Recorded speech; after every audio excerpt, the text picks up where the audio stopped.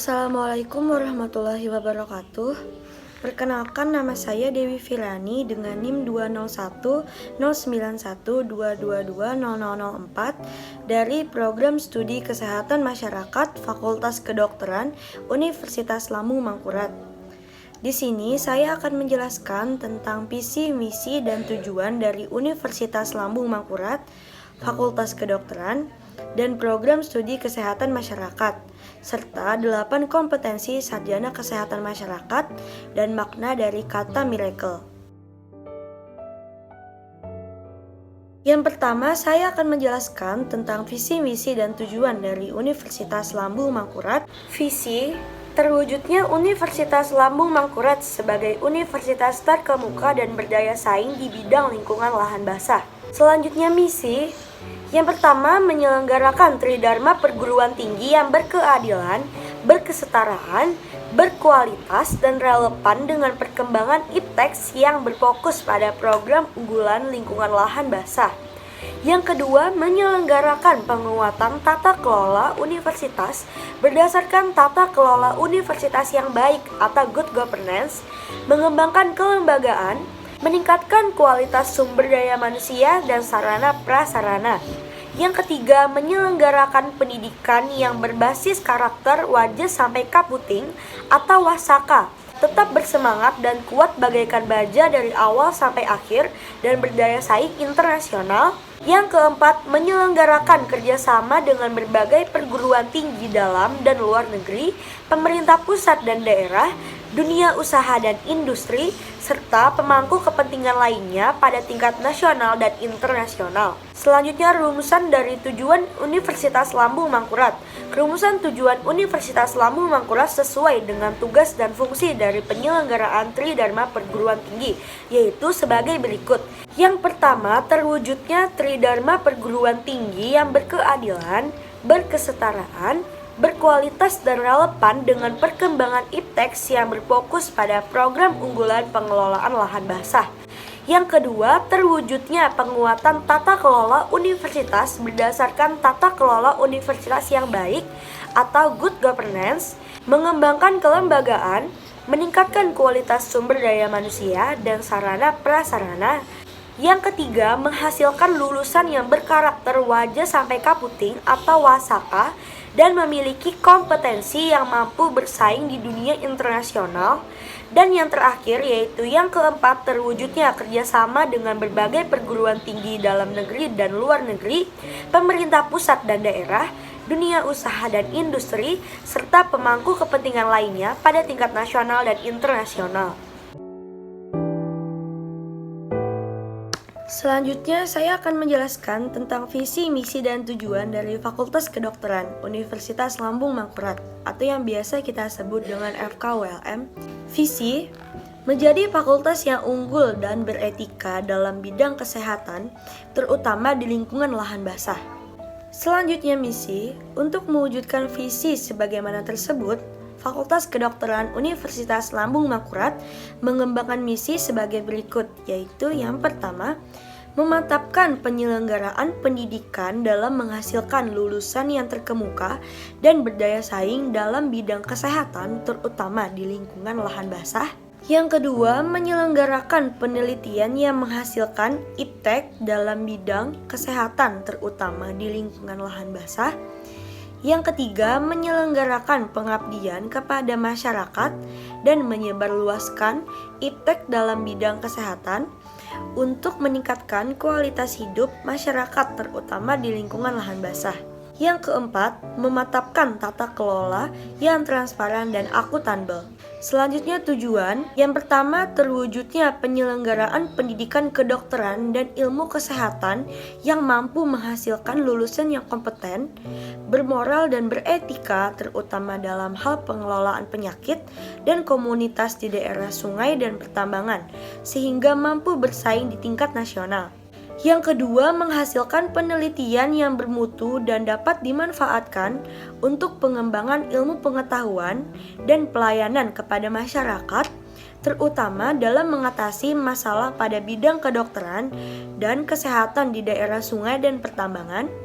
Yang ketiga, terwujudnya kegiatan pengabdian masyarakat yang bermutu, konsisten, dan terarah sehingga dapat membantu meningkatkan derajat kesehatan masyarakat, terutama pada masalah penyakit di daerah sungai dan pertambangan. Yang keempat, terwujudnya manajemen fakultas yang transparan dan akuntabel. Yang kelima, terjalinnya kerjasama regional, nasional, dan internasional di bidang pendidikan, penelitian, dan pengabdian masyarakat untuk pencapaian visi misi fakultas.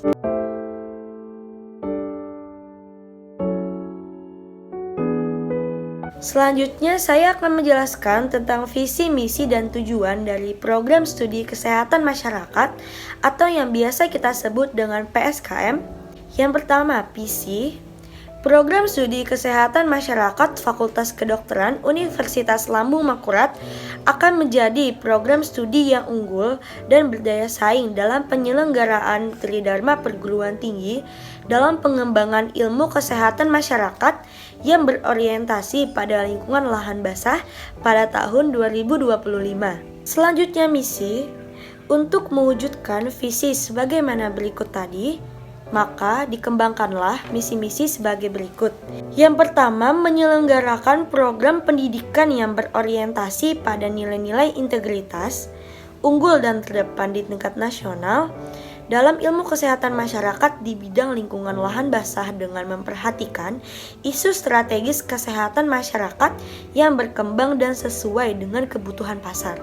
Yang kedua, menyelenggarakan penelitian berdasarkan evidence base yang bermutu tinggi, kreatif dan inovatif dalam rangka pengembangan keilmuan kesehatan masyarakat untuk menjawab permasalahan pembangunan kesehatan khususnya di bidang lahan basah.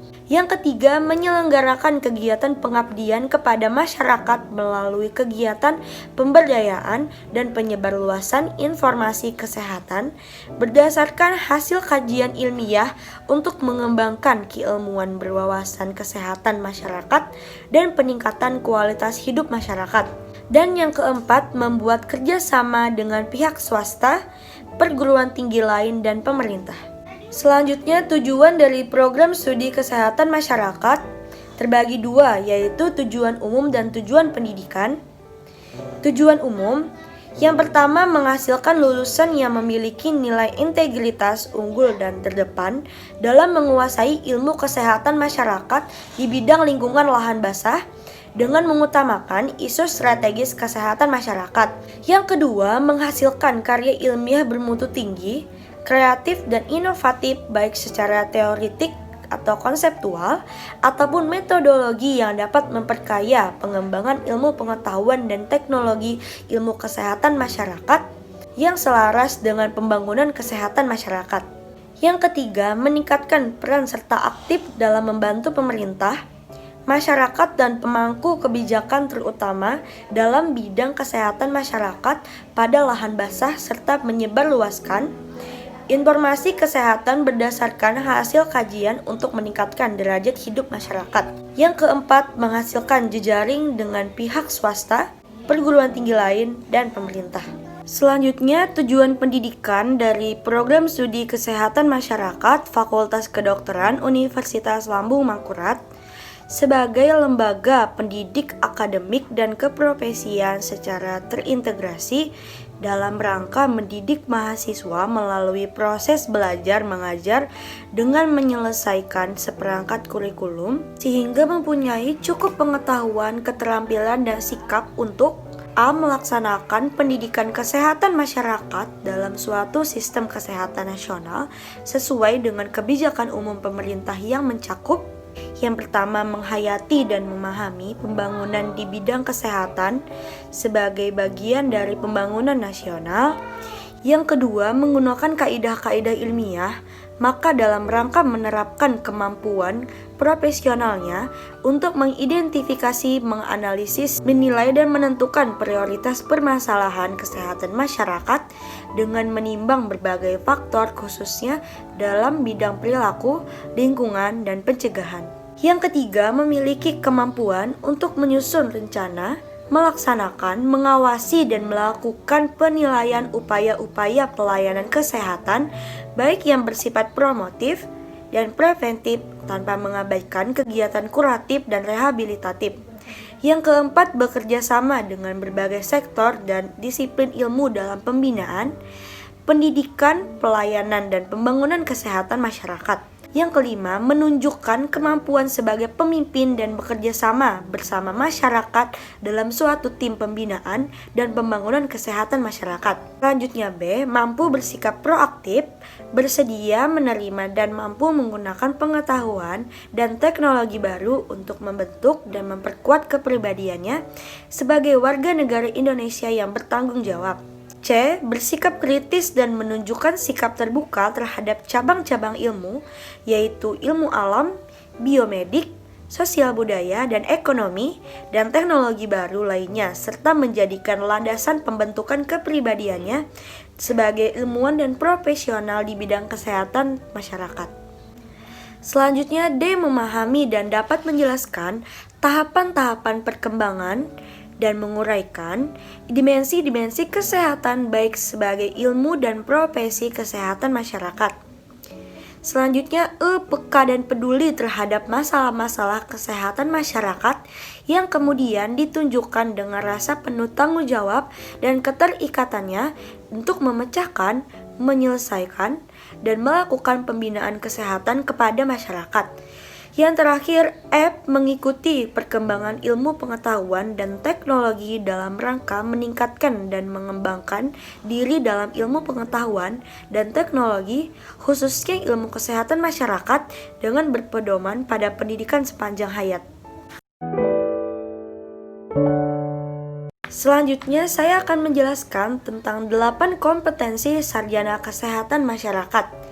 Yang pertama, kemampuan untuk melakukan kajian dan analisa atau analysis and assessment, yaitu dapat mendefinisikan masalah secara tepat, dapat menentukan kegunaan dan keterbatasan data, mengidentifikasi data secara tepat dan relevan sebagai sumber informasi, dapat mengevaluasi integritas dan komparabilitas data, menggunakan prinsip-prinsip etika dan mengumpulkan data dan informasi, membuat inference yang relevan dari data kuantitatif dan kualitatif, dapat mengambil dan menginterpretasikan data dan informasi yang terkait dengan resiko dan keuntungan, dapat menerapkan proses pengumpulan data dan aplikasi teknologi informasi. Selanjutnya yang kedua, yaitu kemampuan untuk mengembangkan kebijakan dan perencanaan program kesehatan atau Policy Development and Program Planning, yaitu dapat mengumpulkan, meringkas, dan menginterpretasikan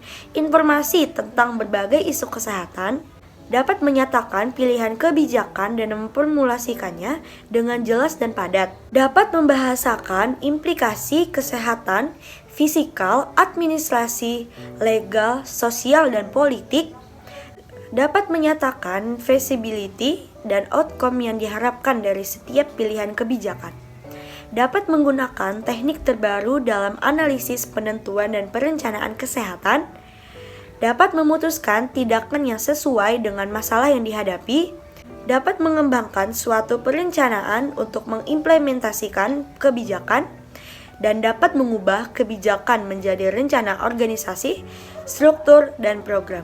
Selanjutnya yang ketiga, yaitu kemampuan untuk melakukan komunikasi atau communication skill, yaitu dapat melakukan komunikasi melalui tulisan, lisan, atau metode lainnya, meminta input dari individu dan organisasi, dapat melakukan advokasi untuk program dan sumber daya kesehatan, memimpin dan berpartisipasi dalam kelompok untuk memformulasikan isu kesehatan masyarakat yang spesifik, dapat menggunakan media, teknologi, dan jaringan untuk menyebarluaskan informasi, dapat memutuskan tindakan berkomunikasi yang sesuai, dapat mempresentasikan informasi yang akurat tentang demografi, statistik, program, dan saintifik kepada masyarakat profesional. Selanjutnya, yang keempat, kemampuan untuk memahami budaya lokal atau cultural kompetensi atau local wisdom, yaitu dapat menggunakan metode yang tepat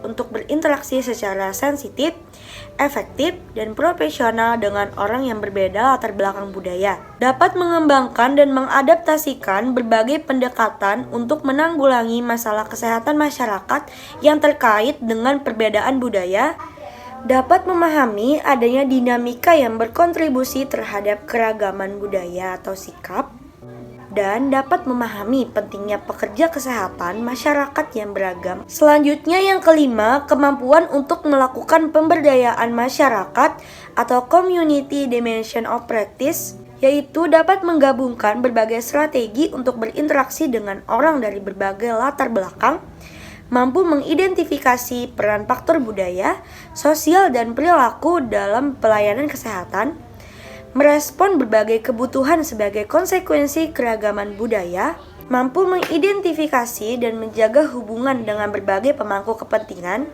menggunakan proses dinamika kelompok untuk meningkatkan peran serta masyarakat, deskripsikan peran pemerintah dalam menyediakan pelayanan kesehatan masyarakat, menyediakan peran swasta dalam menyediakan pelayanan kesehatan masyarakat, mengidentifikasi potensi dan sumber daya yang ada di masyarakat, menghimpun masukan dari masyarakat sebagai bahan pertimbangan dalam pengembangan kebijakan dan program kesehatan, menginformasikan kebijakan, program, dan sumber daya kepada masyarakat.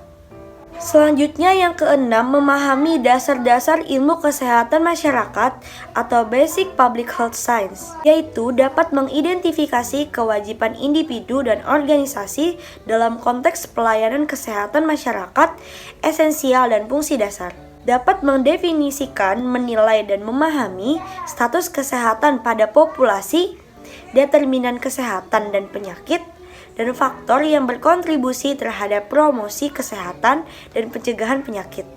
Dapat memahami perkembangan sejarah, struktur, dan interaksi antara kesehatan masyarakat dan sistem pelayanan kesehatan.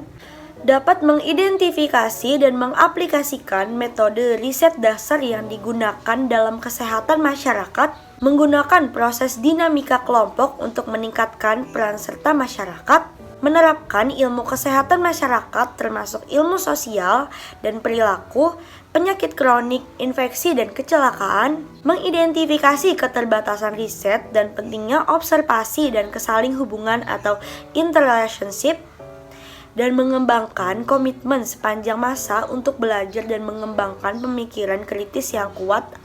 Selanjutnya yang ketujuh, kemampuan untuk merencanakan dan mengelola sumber dana atau financial planning and management, yaitu dapat mengembangkan dan mempresentasikan suatu anggaran, dapat mengelola program sesuai dengan kondisi keuangan, dapat menerapkan proses penganggaran atau budgeting, dapat mengembangkan strategi untuk menentukan prioritas anggaran, memantau kinerja program, mempersiapkan proposal untuk memperoleh dana dari sumber eksternal, dapat menerapkan keterampilan dasar hubungan antar manusia dalam manajemen organisasi, motivasi staf, dan penyelesaian konflik, dan dapat melakukan negosiasi dan mengembangkan kontrak dan dokumen lainnya untuk penyediaan pelayanan berbasis masyarakat. Selanjutnya yang terakhir yaitu yang kedelapan, kemampuan untuk memimpin dan berpikir sistem atau leadership and system thinking atau total system, yaitu dapat menciptakan budaya berdasarkan standar etika dalam organisasi dan komunitas, dapat membantu menciptakan nilai dasar dan visi bersama dan menggunakan prinsip-prinsip ini sebagai pedoman pelaksanaan program kesehatan masyarakat, mampu mengidentifikasi isu internal dan eksternal yang dapat berdampak terhadap penerapan pelayanan esensial kesehatan masyarakat atau menyusun rencana strategis, dapat memfasilitasi kerjasama kelompok internal dan eksternal untuk menjamin partisipasi dari pemangku kepentingan kunci, mampu berkontribusi terhadap pengembangan, implementasi, dan pemantauan standar kinerja organisasi, mampu menggunakan sistem hukum dan politik untuk melakukan perubahan, dan mampu mengaplikasikan teori dari struktur organisasi terhadap praktek profesional. Selanjutnya, saya akan menjelaskan penjabaran dari makna kata miracle. 8 kompetensi akan menghasilkan sarjana ilmu kesehatan masyarakat yang saya jelaskan tadi, dan memiliki profil diharapkan memiliki kualifikasi miracle yang dinyatakan seperti yang berikut ini. M yang berarti manager, bermakna mereka mampu mengelola program kesehatan masyarakat. I yang berarti inovator, bermakna mereka mampu melakukan pendekatan yang inovatif. R yaitu research, yang berarti mereka mampu memiliki keterampilan dalam melakukan penelitian dan menjelajahi bukti untuk membuat keputusan. Selanjutnya A yang berarti apprenticeship, bermakna mereka profesional dalam pembelajaran hidup. Selanjutnya C berarti komunitarian, yang berarti mereka mampu bekerja di tengah-tengah masyarakat. Selanjutnya L yang berarti leader, bermakna mereka dapat menjadi pengambil keputusan untuk menentukan visi untuk kesehatan masyarakat. Yang terakhir E yang berarti edukator, bermakna mereka mampu mendidik semua orang untuk hidup sehat. Sekian penjelasan saya mengenai visi, misi, dan tujuan dari Universitas Lambung Mangkurat, Fakultas Kedokteran, dan Program Studi Kesehatan Masyarakat, serta 8 kompetensi sarjana kesehatan masyarakat dan penjabaran dari makna kata miracle. Mohon maaf apabila ada kesalahan kata. Terima kasih. Saya akhiri. Wassalamualaikum warahmatullahi wabarakatuh.